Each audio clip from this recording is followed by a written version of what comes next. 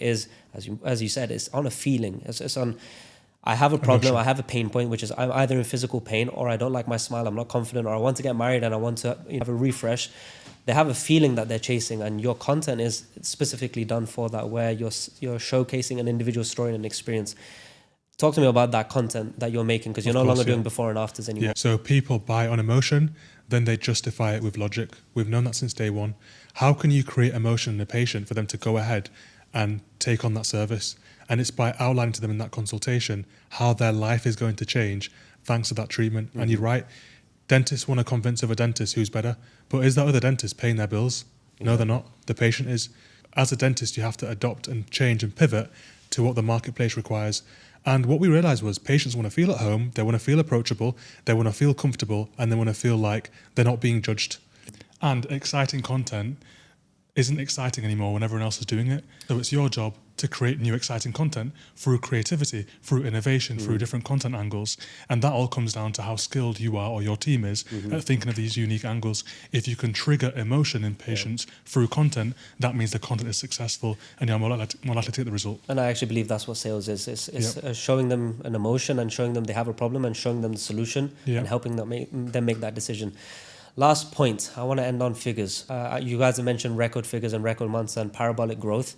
And even the discussions we've had in private, it does blow my mind, not only how much you're able to squeeze out of one clinic, which really was like, wow, I didn't know one clinic could do so much, but it's also your willingness to spend in terms of overpaying for certain people compared to the market rate to really have a committed team, or having staff members that are not typically normal. Let's say a media team for a dental clinic doesn't always make sense, a sales team and so forth.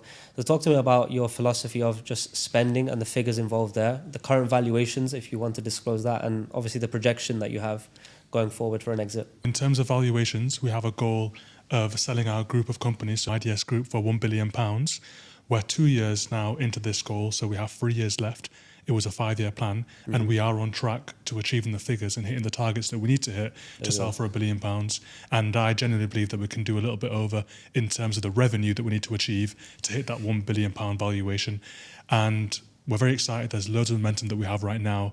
We're driving it hard. To hit figures like that, though, you do have to invest massively into your team by rewarding great talent immensely, but also into marketing, brand awareness, PR, and ensuring that the system between the brand awareness, marketing and PR and the clinicians that treat the patients is smooth and runs without any attrition. That whole process from start to finish.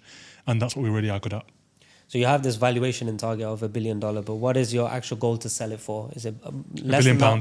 You want to sell for £1 billion, the whole group? The whole group for £1 billion. Okay, and within what kind of time frame are you? 3 years, so it's a 5-year plan. We're 2 years in, well on target. We have 3 more years now, starting from January. What we've been doing over the last 2 years is creating the machine that's going to get us that $1 billion.